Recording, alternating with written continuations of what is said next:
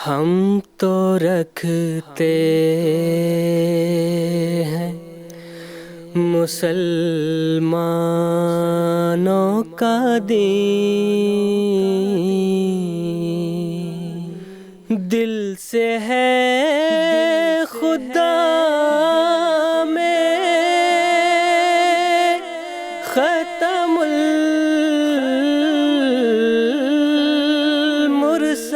المرسلین، دل سے ہے خدا میں ختم المرسلین،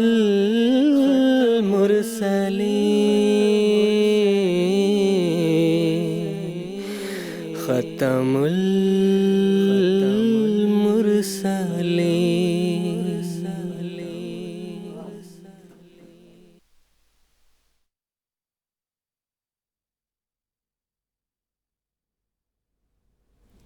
اعوذ باللہ من الشیطان الرجیم، بسم اللہ الرحمن الرحیم۔ ناظرین کرام، السلام علیکم ورحمۃ اللہ وبرکاتہ۔ آج 14 نومبر 2020 ہفتے کا دن ہے۔ انڈیا میں اس وقت رات کے 9:30 بجے ہیں اور جی ایم ٹی کے مطابق اس وقت سحپہر کے 4 بجے ہیں۔ اور ناظرین، یہ وقت ہے پروگرام راہ ہدیٰ کا۔ قادیان دارالمان سے پروگرام راہ ہدیٰ کی سیریز کے 4تھے ایپیسوڈ کے ساتھ اس وقت ہم آپ کی خدمت میں حاضر ہیں۔ حسب معمول آج کا ہمارا یہ پروگرام بھی ہم آپ کی خدمت میں لائیو پیش کر رہے ہیں، اور ہمارا یہ پروگرام انٹریکٹیو بھی ہوگا، یعنی ٹیلی فون لائنز کے ذریعے سے ہمارے مشاہدین ہمارے ساتھ اس پروگرام میں جڑ سکتے ہیں اور اپنے سوالات ہمارے علماء کرام کے پینل میں پیش کر کے ان کے جوابات حاصل کر سکتے ہیں۔ ٹیلی فون لائنز کے علاوہ ٹیکسٹ میسیجز، فیکس میسیجز اور ای میلز کی بھی سہولت موجود ہے، جس کے ذریعے سے ہمارے مشاہدین اپنے سوالات ہمارے علماء کرام کے پینل تک پہنچا سکتے ہیں۔ تو ناظرین، آج کے ایپیسوڈ میں آپ ہمارے ساتھ جڑنا چاہتے ہیں تو میں امید کرتا ہوں کہ ہم سے رابطے کی تفصیل اس وقت آپ اپنے ٹیلی ویژن اسکرین پر ملاحظہ فرما رہے ہوں گے۔ قادیان دارالمان سے پروگرام راہ ہدیٰ کی جو سیریز ہم آپ کی خدمت میں اس وقت پیش کر رہے ہیں، جس کا کہ آج یہ 4تھا اور آخری ایپیسوڈ ہے، اس مکمل سیریز میں ہم قیام امن عالم کے حوالے سے بات کر رہے ہیں کہ کس طرح اسلامی تعلیمات پر عمل کرتے ہوئے مختلف سطح میں امن کا قیام جو ہے وہ عمل میں لایا جا سکتا ہے۔ اسی تسلسل میں آج بھی ہمارے اس ایپیسوڈ میں گفتگو کا سلسلہ جاری رہے گا۔ آج کے ایپیسوڈ میں ہم بات کریں گے کہ حکومتوں کے لیے اسلام کیا رہنما اصول پیش کرتا ہے اور قرآن مجید کی کیا امن بخش تعلیمات ہیں جن پر کاربند ہوتے ہوئے ہم ایک عادلانہ حکومت جو ہے وہ چلا سکتے ہیں، جس میں عوام کو بھی اس کے تمام تر حقوق حاصل ہو سکیں اور نظم و ضبط کا بھی خیال رکھا جا سکے۔ تو اسلامی طرز حکومت کے حوالے سے قرآن مجید اور حضرت محمد مصطفیٰ صلی اللہ علیہ وسلم نے جو رہنما اصول دنیا کو سکھائے ہیں، وہ ہم آج کے ایپیسوڈ کے ذریعے سے آپ کی خدمت میں پیش کرنے کی کوشش کریں گے۔ آج کے اس اہم موضوع پر گفتگو کے لیے جو علماء کرام اس وقت ہمارے ساتھ قادیان اسٹوڈیوز میں تشریف رکھتے ہیں، ان کا میں تعارف کروا دیتا ہوں۔ مکرم و محترم مولانا محمد حمید کوثر صاحب ہیں، اور ان کے ساتھ تشریف رکھتے ہیں مکرم و محترم مولانا عطا المجیب لون صاحب۔ دونوں حضرات پروگرام راہ ہدیٰ کے ریگولر پینلسٹ ہیں۔ میں آپ دونوں حضرات کا پروگرام راہ ہدیٰ میں خیر وقت کرتا ہوں۔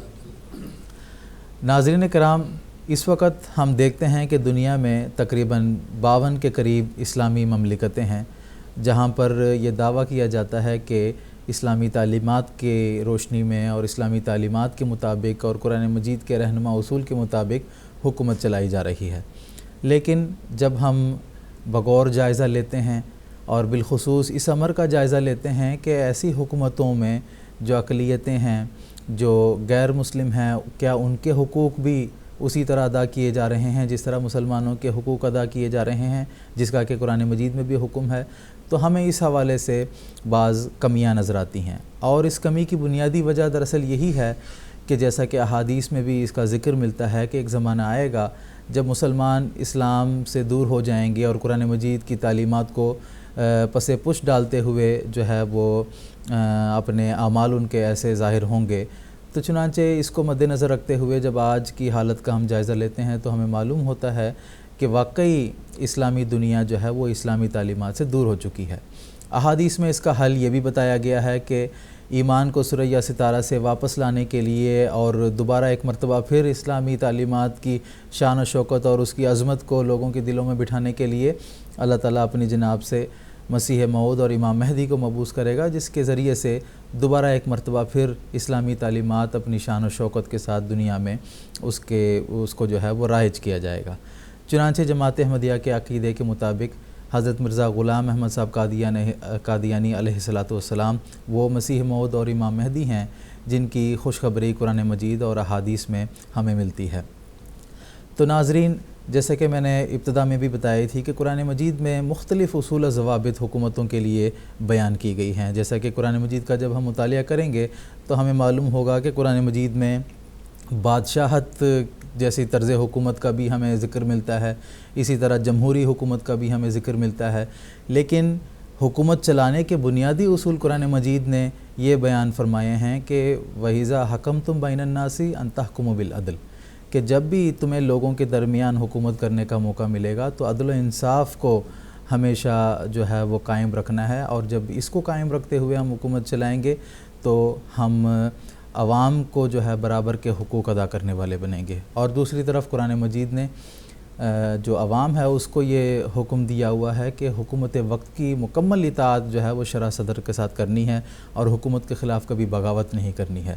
جب ان دو بنیادی اصولوں کو مد نظر رکھتے ہوئے حاکم بھی اور عوام بھی اپنی جو ذمہ داریاں ہیں اس کو نبھانے کی کوشش کریں گے تو لازمی طور پر دنیا کے ہر ملک میں امن کا قیام عمل میں لایا جا سکتا ہے، اور کوئی تفرقہ یا کوئی فتنہ و فساد کا جگہ وہاں پر نہیں ملے گی۔ تو آج کے ایپیسوڈ میں جیسے کہ میں نے بتایا کہ اسلام ایک عمدہ حکومت کے لیے کیا رہنما اصول پیش کرتا ہے اور قرآن مجید میں کیا رہنما تعلیم موجود ہیں، اس کے بارے میں ہم بات کریں گے۔ ہمارے ناظرین کو ایک مرتبہ پھر یاد دلا دوں کہ اگر اس موضوع سے متعلق آپ کے ذہن میں سوالات ہیں تو ہمارے ٹیلی فون لائنز آپ کے لیے اس وقت سے ایکٹیویٹڈ ہیں، آپ ہمیں کال کر کے اپنے سوالات ہمارے علماء کرام کے پینل میں پیش کر سکتے ہیں۔ آج کے ایپیسوڈ میں گفتگو کا آغاز میں محترم مولانا محمد حمید کوثر صاحب سے کرنا چاہتا ہوں۔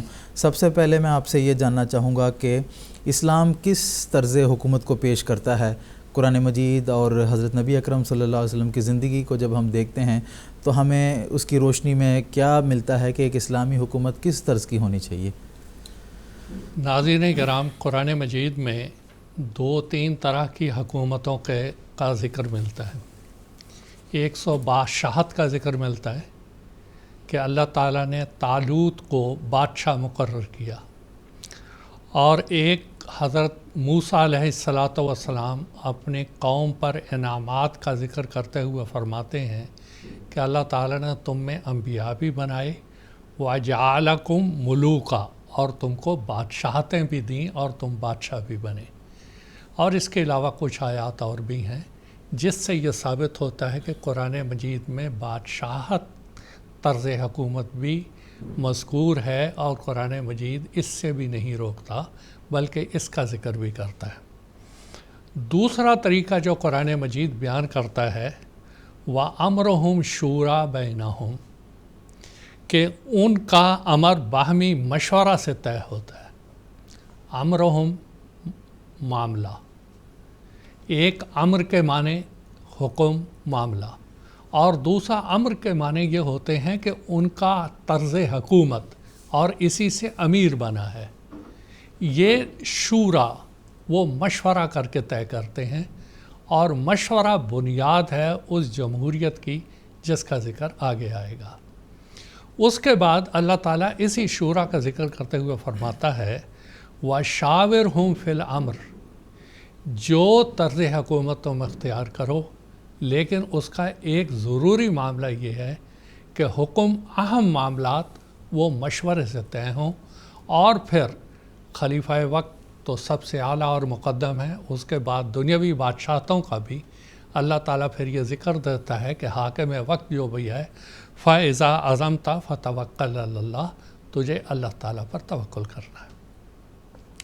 قرآن مجید صورتحال جو بھی حکومت کی ہے، خواہ بادشاہت ہو خواہ جمہوری طرز عمل ہو، لیکن اللہ تعالیٰ ایک بات جو واضح طور پہ فرماتا ہے ان اللہ یامرکم ان تؤدوا الامانات الی اہلہا، کہ یہ ایک امانت ہے۔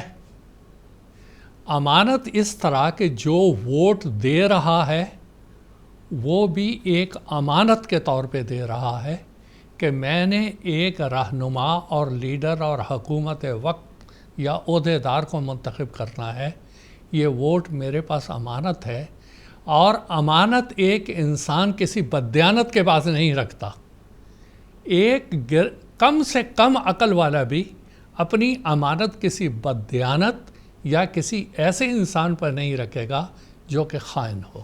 ایک تو پہلی بات امانات کہہ کے یہ بات بتائی کہ جس کو تم ووٹ دے رہے ہو اچھی طرح سے سمجھ لو کہ وہ اس امانت کا صحیح امین ہے یا نہیں ہے، اگر نہیں ہے تو اس کو ووٹ نہیں دینا۔ دوسری بات یہ کہ جو اس ووٹ سے پھر منتخب ہوتا ہے عہدیدار، اس کو بھی یہ یاد رکھنا چاہیے کہ یہ عہدہ، یہ سربراہ مملکت کا عہدہ یا کوئی اور عہدہ، یہ میرے پاس امانت ہے، اور یہ کتنی دیر میرے پاس رہے گی مجھ کو اس کی حفاظت کرنی ہے اور اس کا حق ادا کرنا ہے، اور اس میں مجھے خیانت نہیں برتنی ہے۔ یہ تو دو باتیں ہوئیں۔ اور تیسری بات یہ کہ جب تم حاکم بن جاؤ ان تحکموا بالعدل، کہ تم نے پھر حکومت کرنی ہے عدل کے ساتھ۔ ہماری عام اردو زبان میں عدل کہتے ہیں انصاف کو، لیکن عدل کی اگر گہرائی میں جائیں گے تو اس کے معنی ہے معادل، معدل، کہ آپ نے یکسانیت اور مساوات کرنا ہے، مساوات کا سلوک کرنا ہے۔ جہاں آپ حاکم بنائے گئے ہیں آپ کو ان سب کے ساتھ یکسانیت اور مساوات حقوق دینے میں یہ تم نے عدل اس طرح سے کرنا ہے۔ اب یہ ساری باتیں اس ایک بنیادی بات میں بتا دی گئی ہیں۔ اب یہاں پر سیدنا نبی صلی اللہ علیہ وسلم اور آج کل کی جو جمہوریت ہم کو نظر آ رہی ہے، بڑا اس کا شہرت ہے کہ یہ جمہوریت ہے، صدارتی انتخاب چاہے امریکہ کے ہوں یا کسی ملک کے ہوں، جمہوری طرز پہ، لیکن یہ ساری کی ساری وہ سکم ہیں اس میں کہ یہ جو امانت کا حق ہے یہ صحیح طور پہ اس کو دیا نہیں جاتا، اور اس کے بعد اس کے اندر دولت، اس کے اندر روب، اس کے اندر چوری، اس میں بے ضابطگی، اس میں دھاندلی، اس میں مافیا، اس میں طرح طرح کی پھر باتیں ہونے لگتی ہیں، اور جو عوام الناس ہیں ان کا اعتماد اس منتخب حکومت پہ نہیں ہوتا، اور وہ یہ سمجھتے ہیں فلاں گروپ فلاں اس وجہ سے یہ برسر اقتدار آیا۔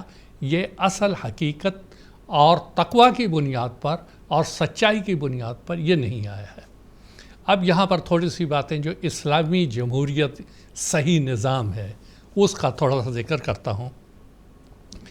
اسلام اس بات کو پسند نہیں کرتا کہ کوئی بھی انسان اپنے لیے کوئی عہدہ مانگے یا کسی عہدے کا وہ خواہش مند ہو، اور اس کی مثال ہم کو حدیث میں ملتی ہے۔ حضرت ابو ذر رضی اللہ تعالیٰ عنہ ایک دفعہ رسول کریم صلی اللہ علیہ وسلم کی خدمت میں حاضر ہوئے، اور آپ نے ایک عہدے کی درخواست کی کہ مجھے فلاں جگہ کا امیر بنایا جائے۔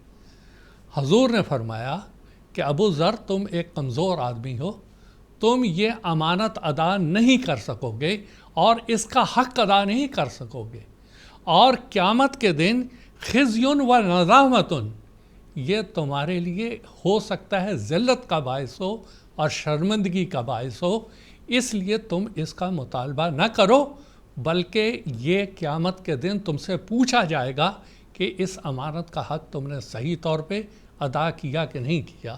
اور ایک بہت ہی اہم بات جو اسلامی جمہوریت میں ہے اور جو سارے ہی اسلامی ممالک میں مفقود ہے آج بھی اور دنیا میں بھی مفقود ہے، اور وہ یہ کہ رسول کریم صلی اللہ علیہ وسلم نے حلف یمین، خدا کی قسم کھا کے ایک بات کہی، واللہ لا نولی علی ھذا العمل احدا سالہ ولا احدا حرس علیہ، کہ خدا کی قسم ہم کبھی ایسے شخص کو حکومت کا عہدہ نہیں دیں گے جو خود اس کا مطالبہ کرے یا اس کا خواہش مند ہو۔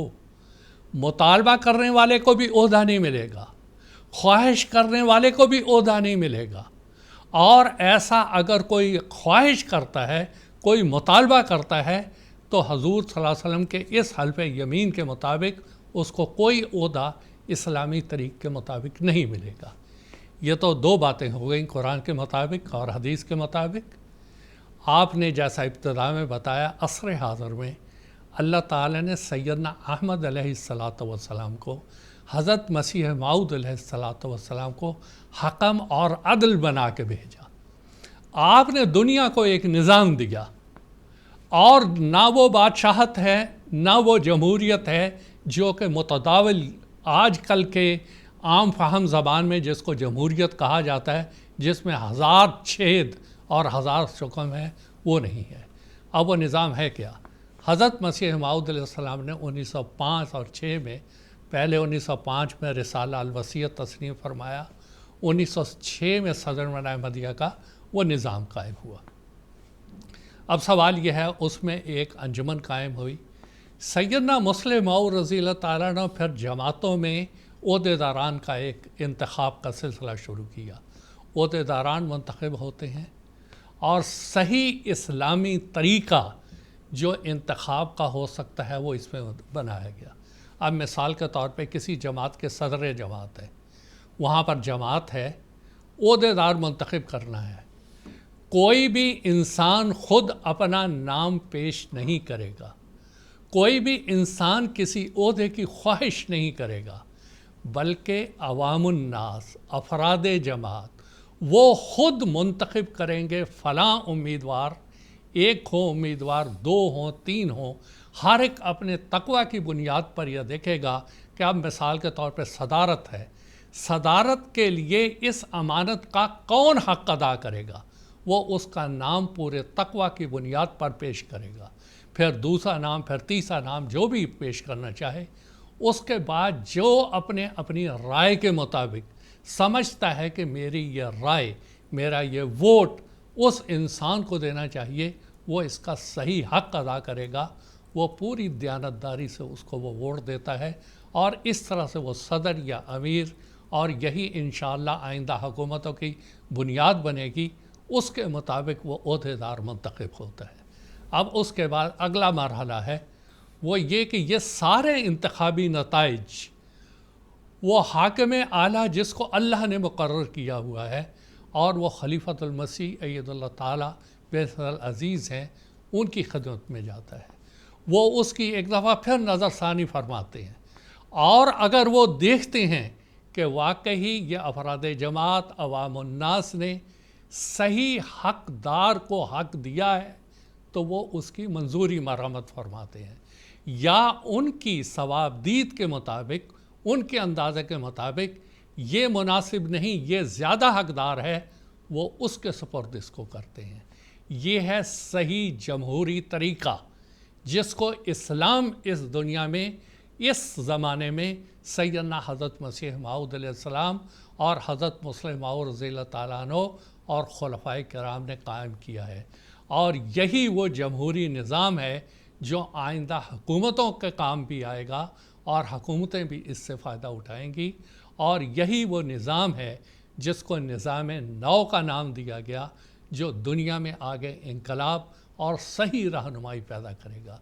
آج دنیا میں جتنی بھی بد امنی ہے، بے اطمینانی ہے، خرد برد ہے، جو کچھ ہے، وہ اس وجہ سے کہ حکومتیں ہی صحیح بنیادوں پر وہ منتخب ہو کے نہیں آتی، وہ اس کو امانت نہیں سمجھ رہی ہوتی ہیں، اور جو سربراہ آتا ہے وہ لوٹ کھسوٹ، اس میں سے اکثر، سارے تو نہیں، اکثر لوٹ کھسوٹ، بددیانتی اس کے پیچھے چل پڑتے ہیں، جس کے نتیجے میں عوام کو ان پہ اعتماد نہیں ہوتا، اور وہ عوام سے لوٹ رہے ہوتے ہیں۔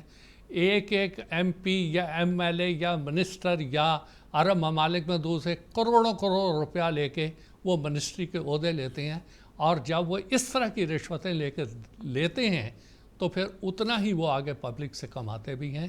یہ ساری بے چینی، بے برکتی، بدعنوانی اسی وجہ سے ہے کہ یہ صحیح بنیادوں پہ نہیں چلتا۔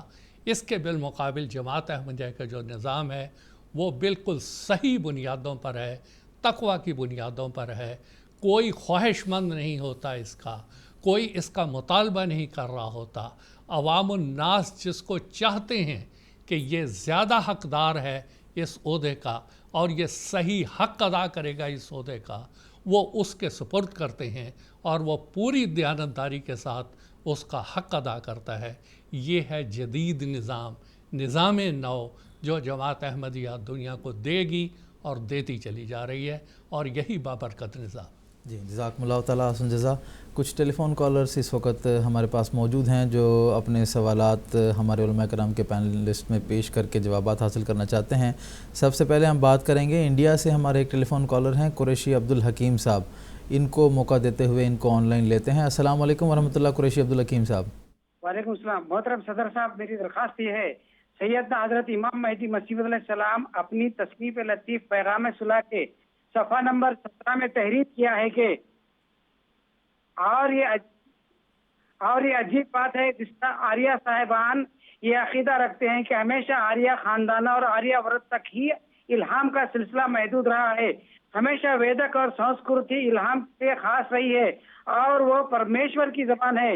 یہی یہود کا خیال ہے اپنے خاندان اور اپنی کتابوں کی نسبت ہے، اور ان کے نزدیک بھی خدا کی اصلی زبان عبرانی ہے اور ہمیشہ خدا کے الہام کا سلسلہ بنی اسرائیل اور انہی کے ملک تک محدود رہا ہے. جو شخص ان کے خاندان اور ان کی زبان سے الگ ہونے کی حالت میں نبی ہونے کا دعویٰ کرے اس کو نعوذ باللہ جھوٹا خیال کرتے ہیں. مولوی صاحب، میری درخواست یہ ہے کہ یہ ہم کس طرح حضرت بانی اسلام حضرت محمد علیہ وسلم کو سردار الانبیاء، قرآن مجید کو خدا کا کلام اور عربی زبان کو ملسنا کس طرح ثابت کریں. مول صاحب ایک چھوٹی سی درخواست. صفحہ نمبر 43 پر حضرت مسیح السلام سوان حضرت وسلم کے عنوان سے تحریر فرمایا. تاریخ کو دیکھو، حضور فرماتے ہیں تاریخ کو دیکھو، حضور صلی اللہ علیہ وسلم ایک یتیم لڑکا تھا جس کا باپ پیدائش سے چند دن بعد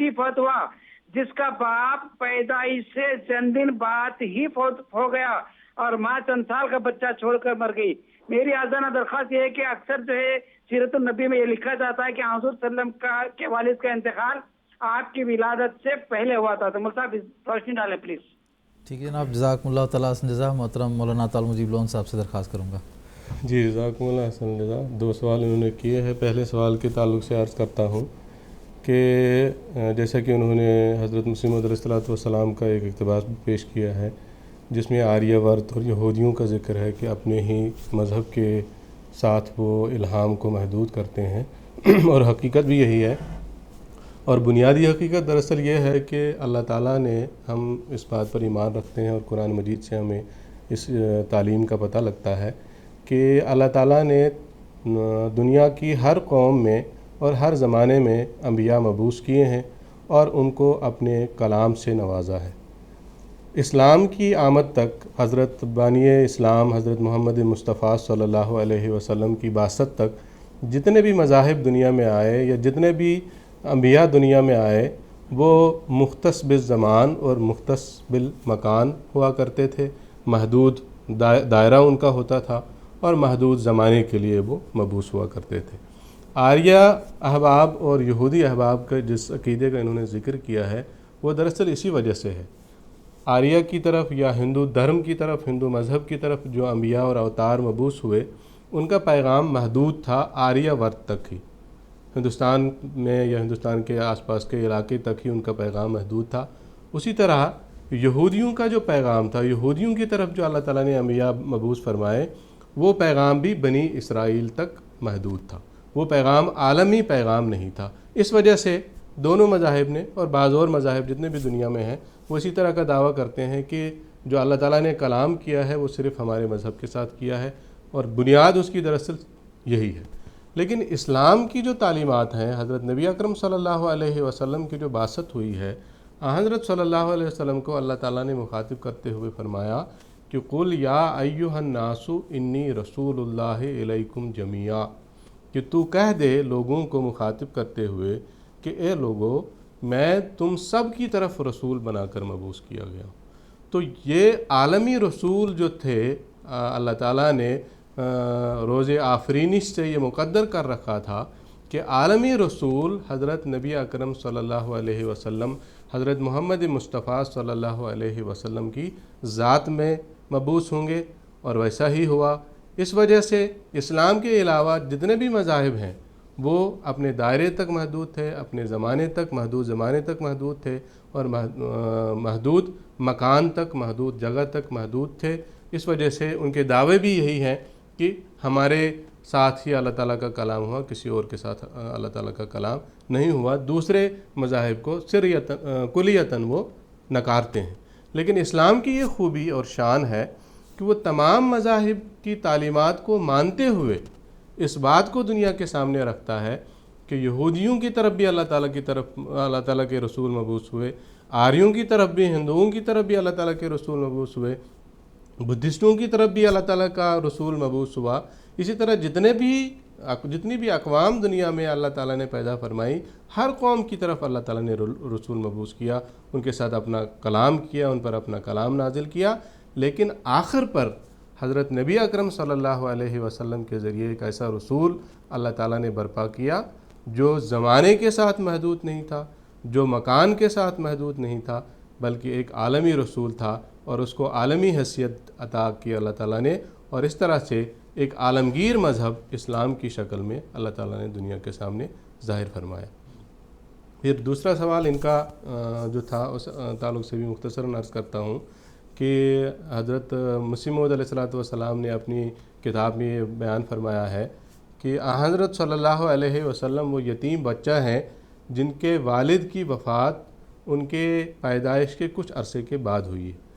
اس کے تعلق سے یہ عرض ہے کہ بے شک تاریخ کی کتابوں میں یہ بات ذکر آتی ہے، اس بات کا ذکر ہوتا ہے کہ حضرت صلی اللہ علیہ وسلم کے والد کی وفات ان کی پیدائش سے پہلے ہوئی تھی، لیکن بعض تاریخ کی کتب ایسی بھی ہیں جن میں واضح طور پر یہ لکھا ہوا ہے، اور انہی تاریخ کی کتب کے حوالے سے حضرت مسیح موعود علیہ السلام نے اپنی اس کتاب میں بیان فرمایا ہے، تاریخ کی کتاب میں یہ درج ہے باقاعدہ کہ حضرت صلی اللہ علیہ وسلم کے والد کی وفات حضرت صلی اللہ علیہ وسلم کی پیدائش کے کچھ عرصہ بعد ہوئی، چند سال یا چند مہینے کہا جا سکتا ہے، اس وقت وہ معین حوالہ اس وقت میرے ذہن میں نہیں ہے، لیکن یہ حتمی بات ہے کہ تاریخ کی کتاب میں اس بات کا واضح طور پر ذکر ملتا ہے کہ حضرت صلی اللہ علیہ وسلم کے والد کی وفات ان کی پیدائش کے بعد ہوئی تھی، اور اسی حوالے سے حضرت مسیح موعود علیہ السلام نے اپنی اس کتاب میں ذکر فرمایا۔ یہ سیرت حلبیہ ہے جس میں یہ ذکر ہے،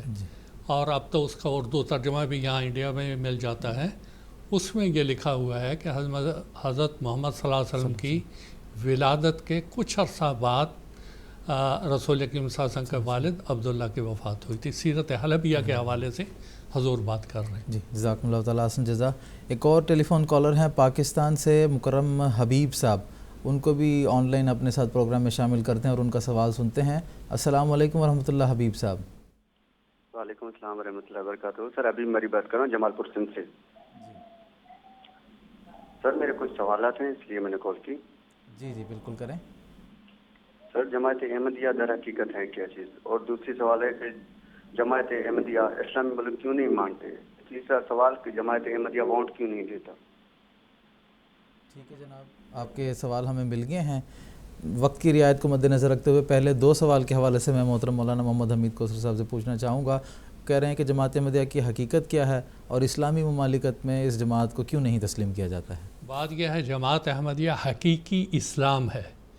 حقیقی اسلام جو حضرت محمد صلی اللہ علیہ وسلم نے جس کی بنیاد مکہ اور مدینہ میں 23 سال رکھی، وہ جماعت احمدیہ ہے۔ چاہے کوئی اس کو تسلیم کرے یا نہ کرے، یہ ایک مسلمہ حقیقت ہے، اور اسی وجہ سے اللہ تعالیٰ نے یہ جماعت قائم کی، اور یہ سیدنا محمد صلی اللہ علیہ وسلم کی بعثت ثانیہ کے مظہر حضرت مرزا غلام احمد صاحب علیہ السلام نے اللہ کے حکم سے قائم کی۔ تو جماعت احمدیہ حقیقی اسلام ہے۔ اس کی بنیاد 5 ارکان اسلام اور 6 ارکان ایمان پر ہے، اور یہ حضرت محمد صلی اللہ علیہ وسلم کے حکم کے مطابق اور قرآن مجید کے حکم کے مطابق آنے والے مسیح موعود، مہدی موعود، امتی نبی، امتی رسول مرزا غلام احمد صاحب پر ایمان لاتی ہے۔ لیکن باقی اسلامی ملک یا مسلمان 1,24,000 انبیاء کی طرح وہ تاریخ دہرا رہے ہیں کہ یہ آنے والے مسیح موعود اور امتی نبی اور رسول کا انکار کرتے ہیں۔ اب یہ فیصلہ کر لیں کہ انہوں نے قریش مکہ جیسے بننا ہے یا حضرت بلال، صہیب، ابو بکر، حضرت عمر رضی اللہ تعالیٰ عنہ جیسا بننا ہے۔ یہ ہے سب سے پہلی بات۔ رہا سوال اسلامی ملک کیوں نہیں مانتے؟ ارے بھائی، اسلامی ملک آپس میں ایک دوسرے کو نہیں مانتے، जमात अहमदिया तो बहुत बड़ी बात है, और अल्लाह के फजल से जहाँ जहाँ पे भी इस्लामी ममालिक हैं वहाँ जमात अहमदिया को मानने वाले हैं।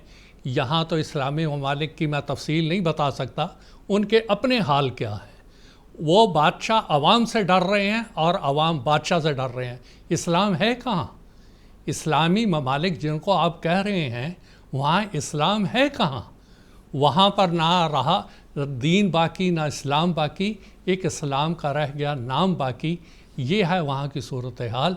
तो वहाँ कौन सा इस्लामी निज़ाम? और अगर इस्लामी निज़ाम होता तो ये सारी बेबरकती जो आज इन पे नाजिल है, ग़ज़ब इलाही जो इन पे नाजिल है, कभी नाजिल नहीं होता। इसका आखिरी बात फिर मैं ये कहता हूँ कि रसूल करीम हज़रत मोहम्मद सल्लल्लाहु अलैहि वसल्लम के हुक्म के मुताबिक इनको चाहिए आने वाले मामूर ज़माना हज़रत मसीह मऊद अलैहिस्सलाम जो उम्मती नबी, बार बार मैं कह रहा हूँ उम्मती नबी, उम्मती रसूल हैं, उनको मानना होगा। और उनको मानने का कुरान ने भी हुक्म दिया है और उनको मानने का मोहम्मद सल्लल्लाहु अलैहि वसल्लम ने भी हुक्म दिया है। और ये भी मैं वाज़ेह कर दूँ, आप उम्मती नबी हैं, उम्मती रसूल हैं। हज़रत मोहम्मद मुस्तफ़ा सल्लल्लाहु अलैहि वसल्लम की मुताबियत में, आपकी पैरवी में, आपकी ग़ुलामी में, इहयाए इस्लाम के लिए, इक़ामत दीन के लिए अल्लाह ताला की तरफ से आपकी ये बेइज्जत हुई। जज़ाकुमुल्लाह ताला हसन जज़ा। प्रोग्राम को आगे जारी रखते हुए मोहतरम मौलाना अताउल मुजीब लोन साहब से मैं पूछना चाहूँगा कि इस्लामी तर्ज़ हुकूमत के ताल्लुक़ से जब हम बात करते हैं तो कुरान मजीद और अहादीस का जब मुतालिया करते हैं तो बार बार हमें ये तालीम मिलती है कि अदल व इंसाफ़ के क़याम के हवाले से। तो इस्लामी तर्ज़ हुकूमत की तुर्रा इम्तियाज़ दरअसल अदल व इंसाफ़ का क़याम है। इसके बारे में मैं आपसे तफसील जानना चाहूँगा। जी, बुनियादी बात इस सिलसिले में मैं ये अर्ज़ कर दूँ कि इस्लाम जो है, जैसा कि हम आजकल के प्रोग्राम में भी ज़िक्र कर रहे हैं, इस्लाम बुनियादी तौर पर अमन का मज़हब है। इस्लाम के नाम में ही अमन और शांति और सलामती के माने पाए जाते हैं। और इस अमन के क़याम के ताल्लुक़ से इस्लाम ने जो एक अहम और बुनियादी बात बयान फरमाई है वो है अदल व इंसाफ़। अदल व इंसाफ़ के क़याम के बग़ैर दुनिया में किसी भी सतह पर अमन कायम नहीं हो सकता, चाहे वो इनफरादी सतह पर हो, मुआशरती सतह पर हो, कौमी और मुल्की सतह पर हो या बैनुल अक़वामी सतह पर हो। किसी भी सतह पर अमन का क़याम बग़ैर अदल व इंसाफ़ के नहीं हो सकता। हज़रत खलीफतुल मसीह ख़ामिस सय्यदुल्लाह ताला बिन नस्र अज़ीज़ ने कैपिटल हिल वाशिंगटन DC में 2012 में इस उन्वान पर एक बसीरत अफरोज़ ख़िताब बयान फरमाया और उसमें इस बात को हुज़ूर अय्यदुल्लाह ताला बिन नस्र अज़ीज़ ने वाज़ेह फरमाया कि इंसाफ़ और अमन इन दोनों को बाहम हम अलग कर ही नहीं सकते। ये दोनों लाजिम मलजूम हैं। जहाँ इंसाफ़ होगा वहाँ अमन कायम होगा और जहाँ इंसाफ़ नहीं होगा वहाँ अमन का क़याम बिल्कुल नहीं होगा। फिर हुज़ूर ने इस सिलसिले में एक अहम बात ये बयान फरमाई है क़याम इंसाफ़ के ताल्लुक़ से ही, क़याम अमन के ताल्लुक़ से ही, कि इंसान की अक़ल जो है वो नाक़िस है, वो बहरहाल महदूद है, उसको हम अक़ल कुल नहीं कह सकते। इसलिए इंसान की तरफ से जो क़वानीन बनते हैं या फ़ैसला जात होते हैं वो बाज़ दफ़ा बाज़ गलत ख़यालात की वजह से ऐसे उनका नतीजा ऐसा निकलता है कि वो बिल आखिर नाइंसाफ़ी पर मुंतज हो जाते हैं और उस नाइंसाफ़ी की वजह से दुनिया में अमन का क़याम जो है वो पामाल हो जाता है।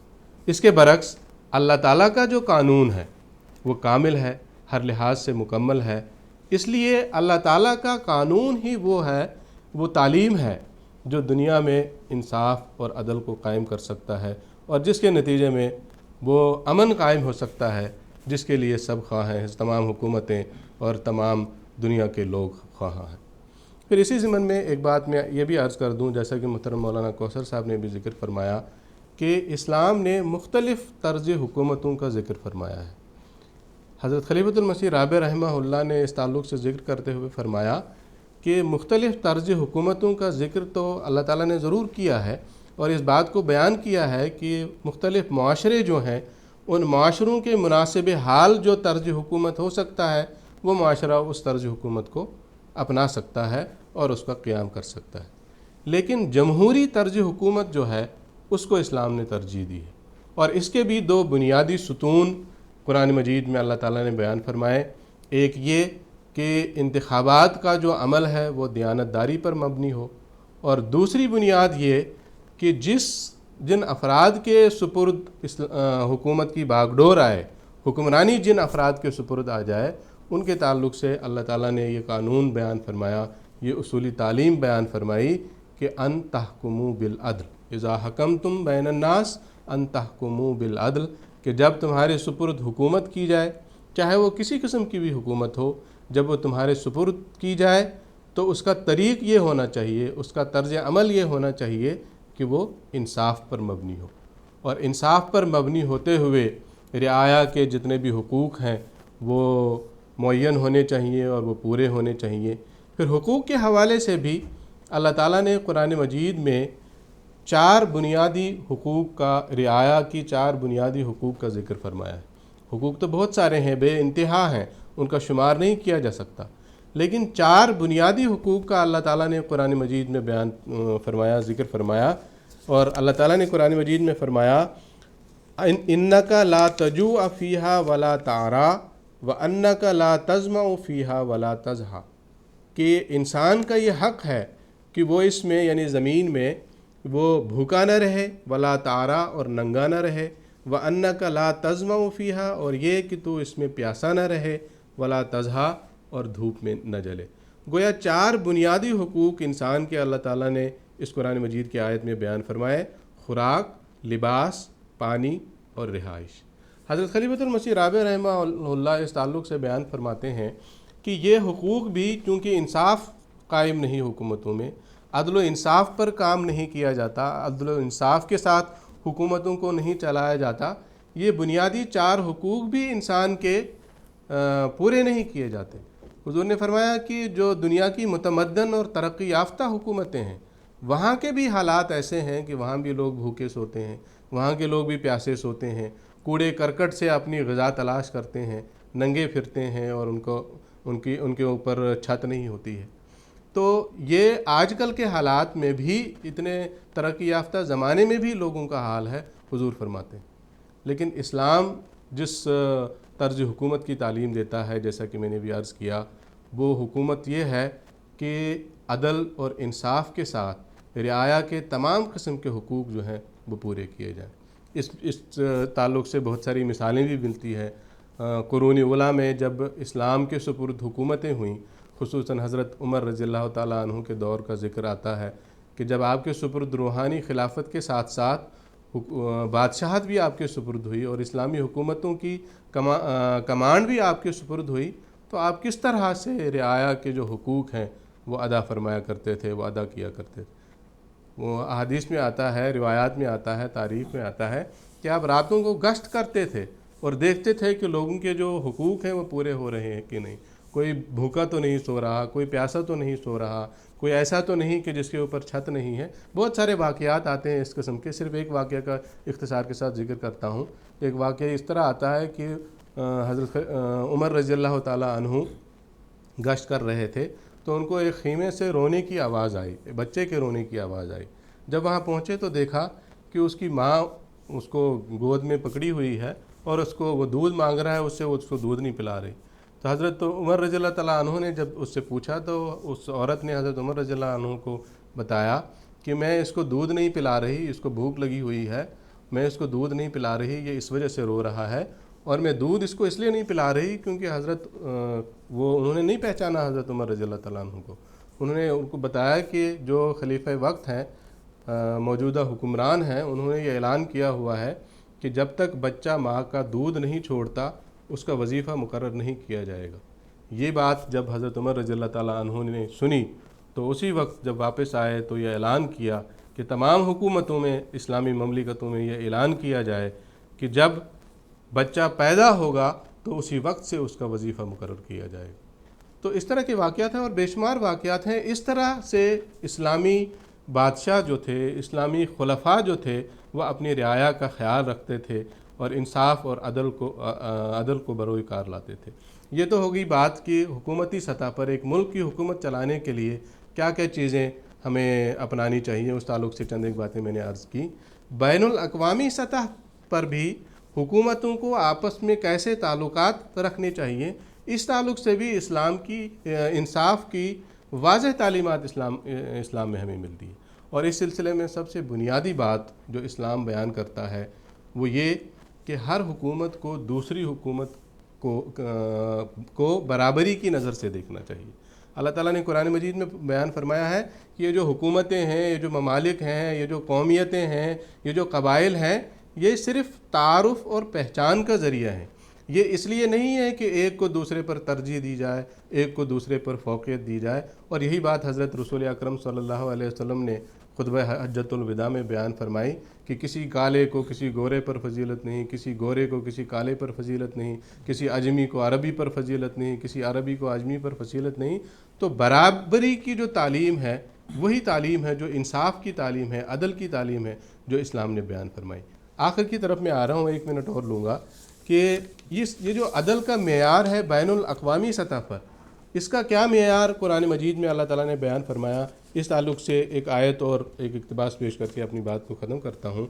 अल्लाह ताला ने कुरान मजीद में फरमाया, ला यजरिमन्नकुम शनआनु कौमिन अला अल्ला तादिलू ईदिलू हुवा अक़रबु लित्तक़वा, कि किसी कौम की दुश्मनी भी इस बात पर आमादा नहीं करनी चाहिए तुम्हें कि तुम नाइंसाफ़ी से काम लो।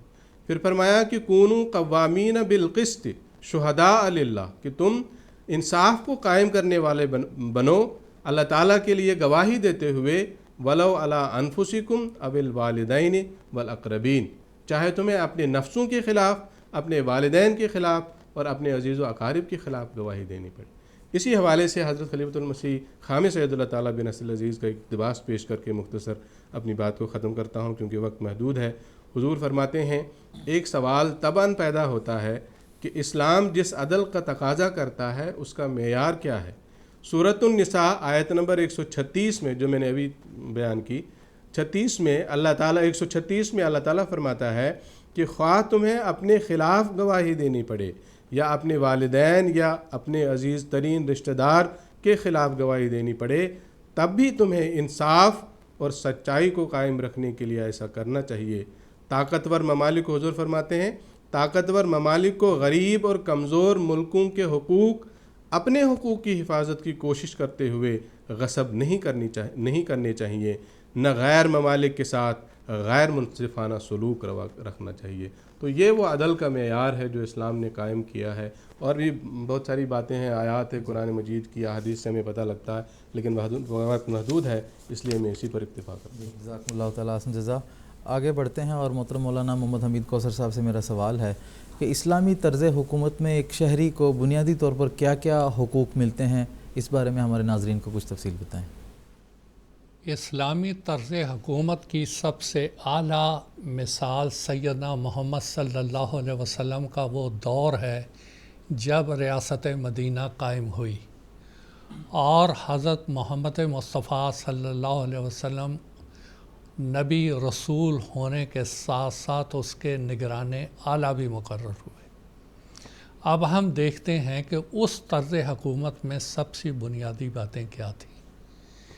एक तो सबसे बुनियादी बात ये थी कि अमन का क़याम, चाहे वो मुसलमान थे, यहूद थे, औस कबीले के थे, खज़रत के थे, उनको आपने ज़मानत दी कि बाहर से कोई हमला तुम पर नहीं होगा, अगर होगा हम उसका दिफा करेंगे मिल के। दूसरा ये कि अंदरूनी तौर पर हम अमन अमान से रहेंगे। बुनियादी हक़ एक शहरी का है कि उसको अमन और सुकून के साथ ज़िंदगी गुजारने का मौका फ़राहम किया जाए, वो हमारे आका मोहम्मद सल्लल्लाहु अलैहि वसल्लम ने अता किया। दूसरी बात, हर इंसान को उसके अपने अक़ीदे के मुताबिक इबादत का अपनी इबादत गाह में हक़ होना चाहिए। रसूल करीम सल्लल्लाहु अलैहि वसल्लम ने यह हक़ मुसलमानों को भी दिया, यहूद को भी दिया, ईसाइयों को भी दिया। तीसरा हक़, हर मज़हब को उसके अपने उसूलों के मुताबिक इंसाफ दिया जाए। रसूल करीम सल्लल्लाहु अलैहि वसल्लम ने जो मीसाक मदीना बनाया उसके अंदर आप सल्लल्लाहु अलैहि वसल्लम ने फरमाया हर मज़हब वाले का उसकी किताब के मुताबिक उसके अहकामात का फ़ैसला होगा।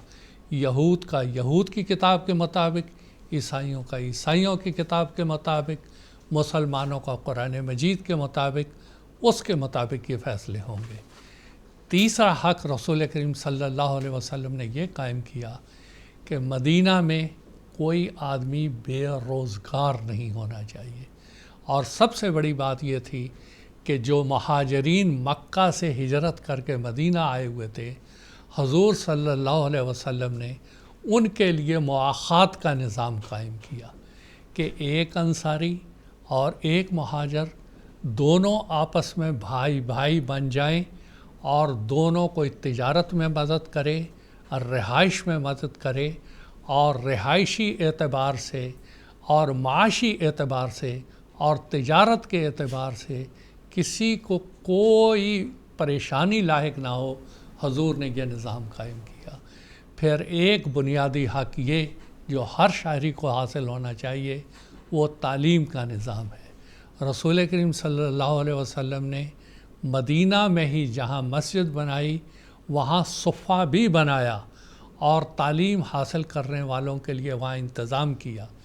جب بدر کے قیدی آئے تو اس وقت تو آپ بہت بڑا فدیہ لے سکتے تھے، مگر آپ نے فرمایا آپ ہمارے مدینہ کے بچوں کو اگر کچھ پڑھا دیں گے تب بھی آپ آزاد ہو جائیں گے۔ یہ ایک بنیادی بات ہے۔ دوسری بات جو میں کہنا چاہتا ہوں، اسلام نے ایک بات اور کہی، کلکم رائن کلکم مسئول عن رعیتہ، کہ جہاں بھی آپ کی جماعت ہے، آپ کے لوگ ہیں، آپ ایک رائی ہیں۔ رائی کہتے ہیں چرواہے کو۔ چرواہے کی اپنے بھیڑیں اور بکریاں نہیں ہوتی ہیں، کسی مالک کی ہوتی ہیں، اور یہ ان کو چرا رہا ہوتا ہے، ان کا نگران ہوتا ہے۔ اسی طرح اگر حکومتیں یہ کام نہیں کر رہی تو یہ افراد جماعت یا معاشرے کی ذمہ داری ہے۔ عصر حاضر میں سیدنا حضرت مسیح السلام نے نظام وصیت اور اس کے بعد حضرت مسلم موعود رضی اللہ تعالیٰ عنہ نے جو تحریک جدید کا نظام قائم کیا، اس میں ان تمام امور کا ذکر کیا کہ یہ وہ بنیادی امور ہیں، یہ وہ بنیادی حقوق ہیں جو صفت ربوبیت کی تحت آتے ہیں، وہ سارے کے سارے ایک شہری کو حاصل ہونے چاہیے۔ عصر حاضر میں اگر یہ نظام قائم ہوتا ہے تو یہ دنیا کی ایک امن کی ضمانت ہوگی۔ آج بہت سے اسلامی ممالک یہ تو دعویٰ کرتے ہیں کہ ہم ریاست مدینہ بنائیں گے۔ اگر ریاست مدینہ کہاں سے بنے گی؟ ریاست مدینہ تو تب بنی تھی جب اس کے سربراہ حضرت محمد مصطفیٰ صلی اللہ علیہ وسلم تھے اور آپ کے اتباع صحابہ کرام تھے، تب وہ ریاست مدینہ معرض وجود میں آئی۔ جب تک یہ دو باتیں نہیں، سارے دعوے فضول ہیں اسلامی ممالک کے کہ ہم ریاست مدینہ بنائیں گے۔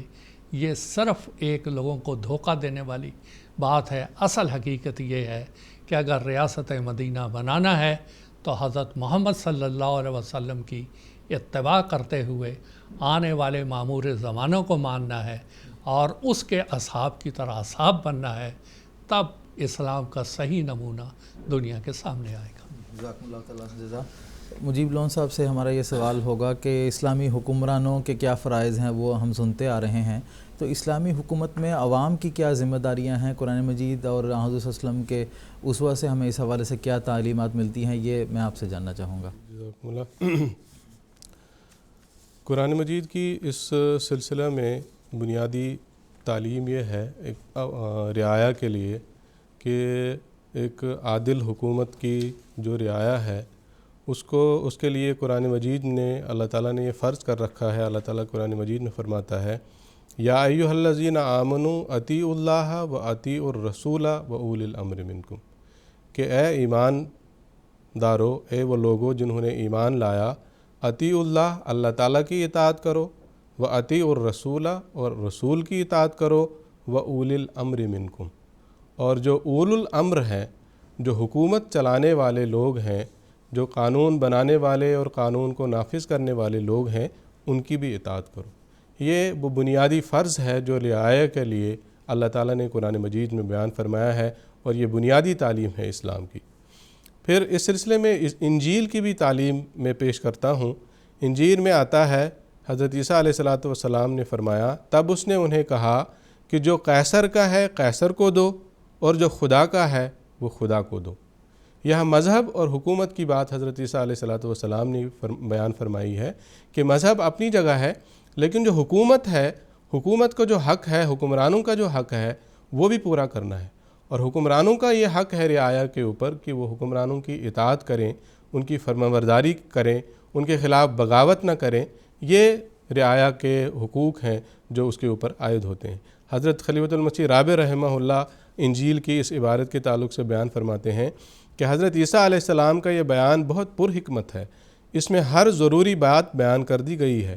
مذہب اور سیاست معاشرہ کے دو پہیوں کی طرح ہیں، پہیے خواہ 2 ہوں یا 4 یا 8، اس سے کوئی فرق نہیں پڑتا، جب تک سب کل پرزے اپنی اپنی جگہ پر قائم رہتے ہوئے صحیح سمت میں حرکت کرتے ہیں، کسی قسم کا تصادم اور جھگڑے کا سوال پیدا نہیں ہوتا ہے۔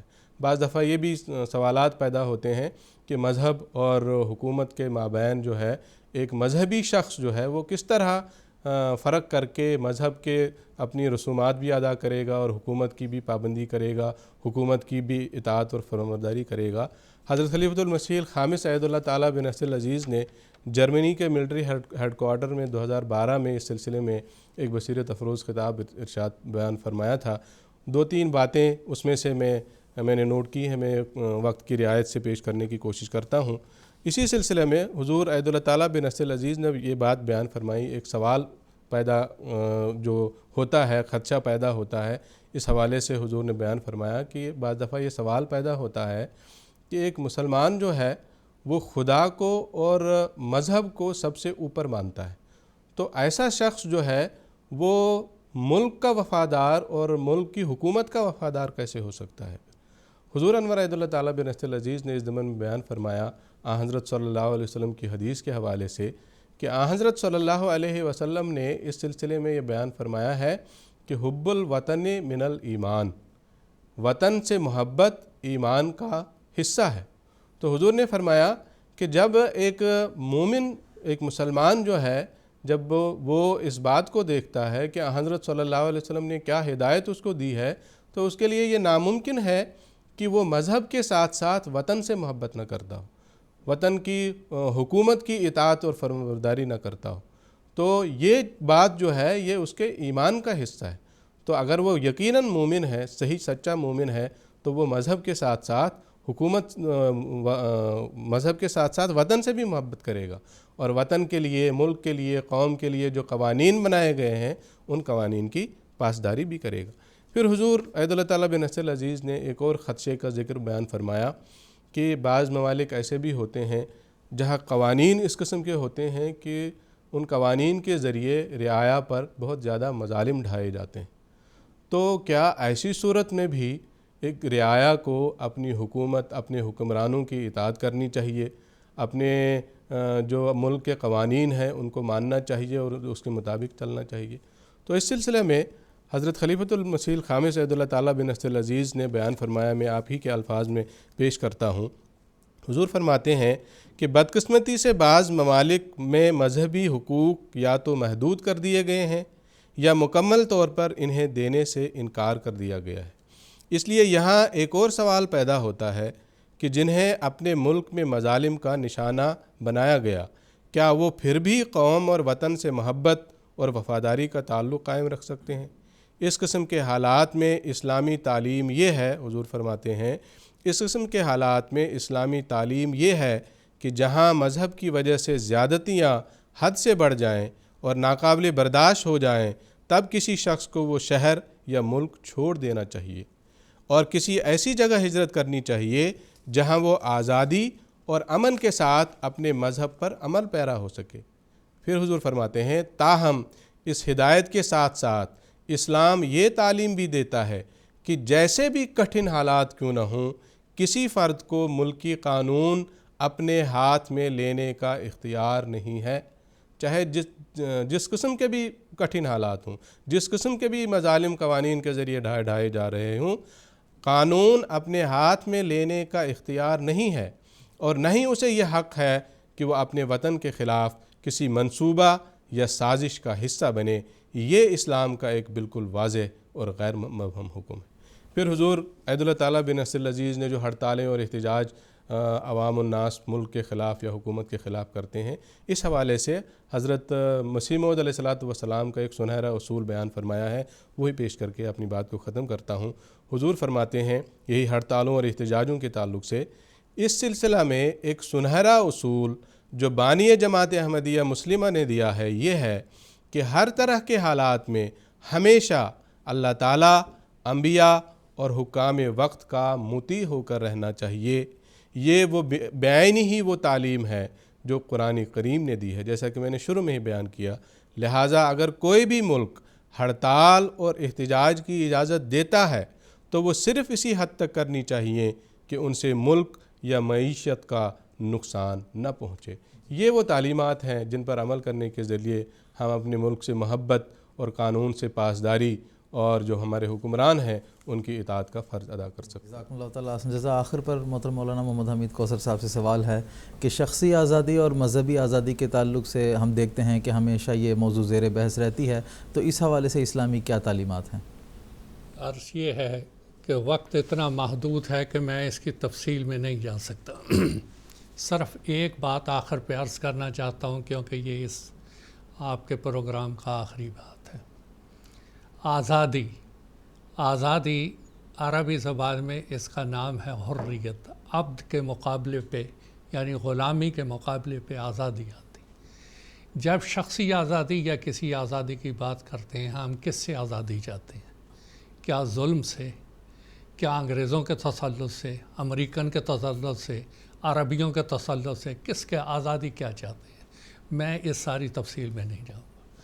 بات یہ ہے کہ آج کے انسان کو سب سے بڑھ کر اگر کسی آزادی کی ضرورت ہے، وہ ابلیسیت نظام، شیطانی نظام، شیطان، یاجوج ماجوج کے فتنے، دجالی فتنے، اس سے آزادی چاہیے۔ اور اس کی آزادی دلوانے کے لیے اللہ تعالیٰ نے حضرت مسیح موعود علیہ السلام کو بھیجا ہے، اور آپ نے ایک پورا کا پورا ایک نظام اس کے لیے دیا ہے۔ اگر دنیا چاہتی ہے کہ ان فطروں سے محفوظ رہے اور ایک آزادی حاصل کرے تو وہ اس نظام میں آنا ہوگا۔ دیکھیں کسی نظام میں آ کے ہی انسان اپنے آپ کو آزاد محسوس کرتا ہے۔ باہر جتنی بھی آگ لگی ہو، جب انسان اپنے گھر میں آتا ہے تو وہ ایک آزادی محسوس کرتا ہے۔ بچے آزادی محسوس کرتے ہیں، باہر کے ماحول سے اپنے اسکول میں آزادی محسوس کرتے ہیں، اور یہی وہ آزادی ہے جو حضرت مسیح علیہ السلام نے دی۔ اور آپ کو اللہ نے فرمایا انی احافظ کل من فی الدار، کہ جو تیرے گھر کے اندر داخل ہوگا وہ آزاد رہے گا، وہ میری حفاظت میں رہے گا، اور جو اللہ کی حفاظت اور اللہ کی گود میں رہتا ہے وہ ہر طرح سے محفوظ اور آزاد رہتا ہے۔ اور ایک بات اور دیکھیں، ہمارے آقا حضرت محمد صلی اللہ علیہ وسلم نے آزادی کے لیے بہت سی باتیں بتائی ہیں، وہ تفصیل یہاں بیان نہیں ہو سکتی، لیکن ایک بات آپ نے فرمائی انما الامام جنۃ یقاتل من ورائہ ویتقی بہ۔ امام کی ڈھال کے پیچھے رہو گے تم اپنے آپ کو آزاد محسوس کرو گے، محفوظ محسوس کرو گے۔ آج جتنے بھی ہمارے خاص طور پہ یہ مسلمان یہ اگر اس ڈھال کے پیچھے نہیں ہیں تو یہ سب کے سب یہ غلام ہیں ان ابلیسی طاقتوں کے، یاجوج ماجوج اور دجالی طاقتوں کے۔ اگر ان کو آزادی حاصل کرنی ہے اس الہی ڈھال کے پیچھے آنا ہوگا جس کو اللہ تعالیٰ نے مقرر کیا ہے۔ جب اس کے پیچھے آئیں گے تو ایک آزادی محسوس کریں گے۔ ایک چھوٹا سا جو حضور نے کل بات بیان فرمائی، وہ محبوب خان صاحب جو شہید ہوئے، وہ دعوت اللہ کرتے تھے، لوگوں نے ان کو منع کیا کہ ایسے نہ کیا کریں آپ نے کہا کہ نہیں، اب میں اپنی عمر کے آخری پڑاؤ میں ہوں، اب مجھے اللہ کے حضور حاضر ہونا ہے، اپنے آپ کو ہر چیز سے آزاد کر لیا۔ یہ ہے وہ حقیقی آزادی کہ جب اللہ کے حضور حاضر ہوں، ہر طرح سے آپ آزاد ہو گئے ہوں، اور اس طرح سے سرخ رو ہو کے اللہ کے حضور حاضر ہوں۔ آخر میں دعا ہے اللہ تعالی ہم سب کو جنتن، امام کی ڈھال کے پیچھے رہ کر اپنے آپ کو آزاد رکھنے، محفوظ رکھنے کی توفیق عطا فرمائے، ہمیں بھی اور ہماری نسلوں کو بھی۔ جزاکم اللہ تعالیٰ حسن جزا۔ ناظرین، اس کے ساتھ آج کے ہمارے ایپیسوڈ کا وقت ختم ہوا چاہتا ہے۔ آخر پر میں حضرت اقدس مسیح موعود علیہ الصلوۃ والسلام کو ایک اقتباس آپ کی خدمت میں پیش کرتا ہوں، جس میں حضور فرماتے ہیں مذہبی امور میں آزادی ہونی چاہیے۔ اللہ تعالیٰ فرماتا ہے لا اکراہ فی الدین، کہ دین میں کسی قسم کی زبردستی نہیں ہے۔ اس قسم کا فکرہ انجیل میں کہیں بھی نہیں ہے۔ لڑائیوں کی اصل جڑ کیا تھی اس کے سمجھنے میں ان لوگوں سے غلطی ہوئی ہے۔ اگر لڑائی کا ہی حکم تھا تو 13 برس رسول اکرم صلی اللہ علیہ وسلم کے تو پھر ضائع ہی گئے کہ آپ نے آتے ہی تلوار نہ اٹھائی۔ صرف لڑنے والوں کے ساتھ لڑائیوں کا حکم ہے۔ تو ناظرین، قادیان دارالمان سے پروگرام راہ ہدیٰ کی 4 ایپیسوڈز پر مشتمل سیریز جو بعنوان قیام امن عالم ہم نے آپ کی خدمت میں پیش کیا ہے، اس کا آج کے ایپیسوڈ کے ساتھ اختتام ہوتا ہے۔ پروگرام راہ ہدیٰ کی اگلی سیریز لندن سے نشر کی جائے گی۔ پھر ایک مرتبہ 4 ایپیسوڈز پر مشتمل ایک سیریز لے کر آپ کی خدمت میں حاضر ہونے کی امید کے ساتھ آپ سے اجازت چاہتا ہوں۔ السلام علیکم ورحمۃ اللہ وبرکاتہ۔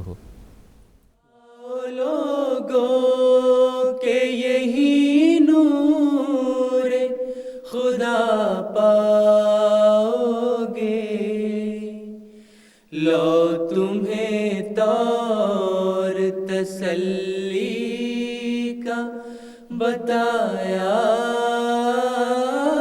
ہم نے،